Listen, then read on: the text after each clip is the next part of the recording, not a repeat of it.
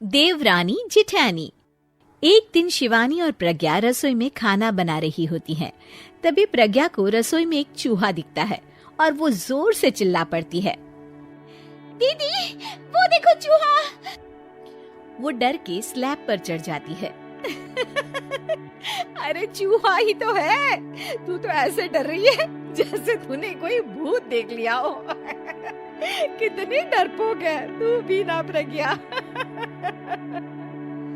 अब ज्यादा हंसो मत दीदी, हर इंसान को किसी न किसी चीज से डर लगता है। लगता होगा, पर मुझे तो किसी चीज से डर नहीं लगता। मैं तो बहुत बहादुर हूँ, पर तू हद कर दी भाई, एक चूहे से डर गई है। एक दिन प्रज्ञा अपने कमरे से बाहर निकल रही होती है और तभी शिवानी उसे पीछे से आकर डरा देती है। प्रज्ञा एकदम से उछल पड़ती है। दीदी ऐसे भी कोई मजाक करता है क्या? अरे जरा अपनी शक्ल तो देख, एकदम बैंगन की तरह नीली पड़ गई है। अरे मेरी देवरानी इतनी बड़ी डरपोक है, मुझे तो पता ही नहीं था। आप ऐसे चौंकाओगे तो कोई भी डरेगा ना? अरे नाना, कोई बहाना अब काम नहीं आएगा। आज से ना तुम्हारा नाम है डरपोक प्रज्ञा। शिवानी प्रज्ञा का मजाक उड़ाकर चली जाती है। प्रज्ञा शिवानी की मजाक उड़ाने की आदत से परेशान हो जाती है। जब देखो मेरा मजाक उड़ाती रहती है, इनकी शिकायत तो मम्मी जी से करनी ही पड़ेगी मुझे। प्रज्ञा अपनी सास के पास जाती है और उन्हें सारी बात बताती है कि किस तरह उसकी जेठानी उसके डर का मजाक उड़ाती है। ओहो, तो बड़ी बहू को बड़ा घमंड है अपनी बहादुरी पर। कोई नहीं, अभी उसका घमंड तोड़ देते हैं। मेरे पास एक तरकीब है छोटी बहू, एक काम कर तू। प्रज्ञा की सास उसे अपनी जेठानी को डराने का प्लान बताती है। ये तो बहुत अच्छा आइडिया है मम्मी जी। क्या बात है, आइडिया सुनकर लग रहा है कि आप अपने बचपन में काफी शरारती रही होंगी मम्मी जी। अब आएगा मजा मेरी बहादुर जेठानी जी को। प्रज्ञा अपनी जेठानी को डराने का एक प्लान बनाती है। रात में वो शिवानी के पास जाती है और कहती है, दीदी मुझे ना बहुत डर लग रहा है। क्या हुआ मेरी डरपोक देवरानी? दीदी मैं छत पर गई ना तो मुझे ऐसा लगा कि कोई वहाँ है।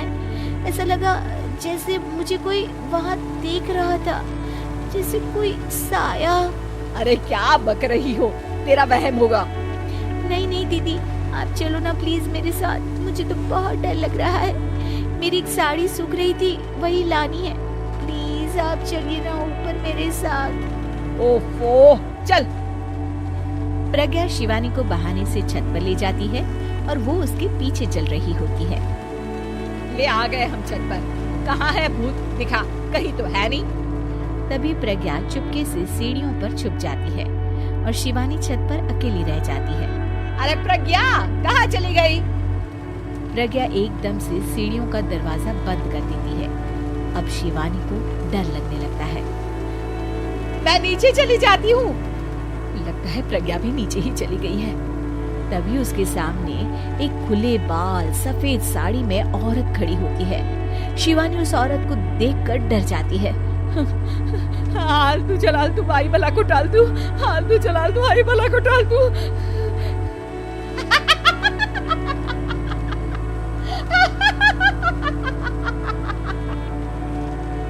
चुड़ैल की हंसी सुनकर शिवानी बुरी तरह डर जाती है।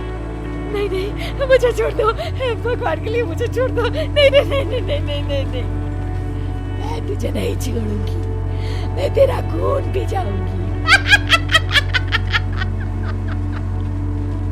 तभी चुड़ैल की हंसी उसकी सास की हंसी में बदल जाती है।